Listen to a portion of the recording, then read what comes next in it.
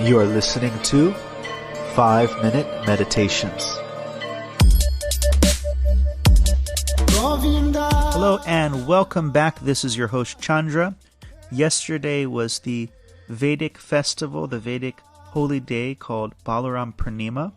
It is the avatar day of Balaram, who's Krishna or God's brother, who is an avatar, an incarnation of his own self, of Krishna himself.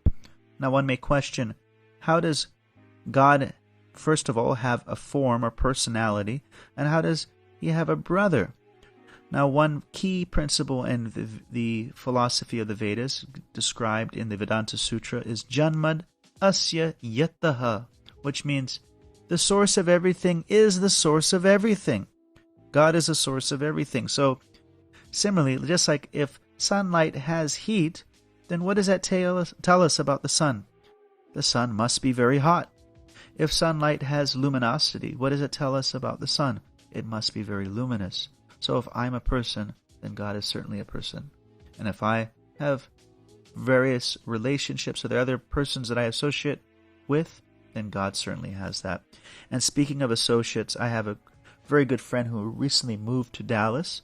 And so today's lesson is about that influence or association.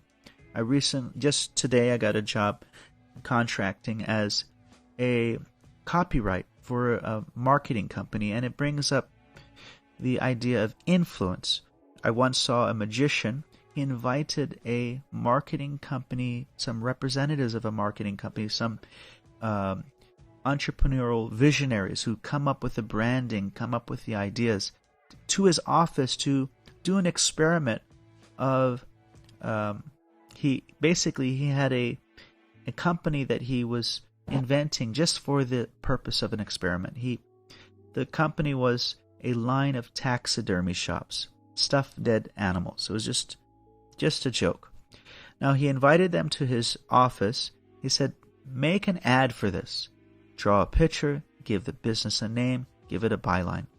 So they drew a bear with wings in the heavens with a harp in front of the pearly gates, and it said Animal Heaven, where the animals go after.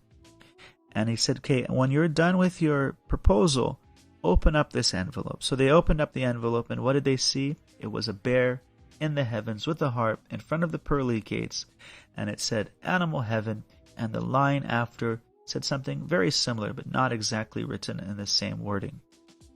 So how did he do this? Was he forcing his consciousness on them?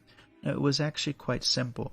He planted different things that they would see on their taxi ride from his office to their office.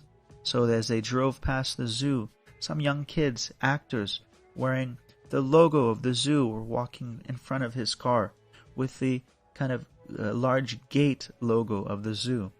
And they went past a music shop. There was a harp in the window. They went past the animal hospital.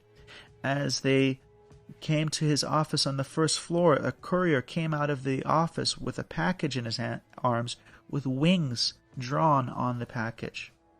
So while they were there, they were thinking that this was their own independent creation that was springing forth from their intelligence and creativity. But actually they were just performing the task that he had set for them to do. So when we are in Sattva Gun, we're in the mode of goodness. We have some breath room of being able to examine our thoughts. When we're in the mode of passion, we're absorbed, worrying and planning for the future. And we're in the mode of ignorance or tamas. We are worrying or lamenting about the past. So we want to come to that stage where we can take a breath between our thoughts and see, is this actually for my self's desire, or is this just an impulse from previous impressions? Hari Om Tat Sat. Thanks a lot. Hare Krishna.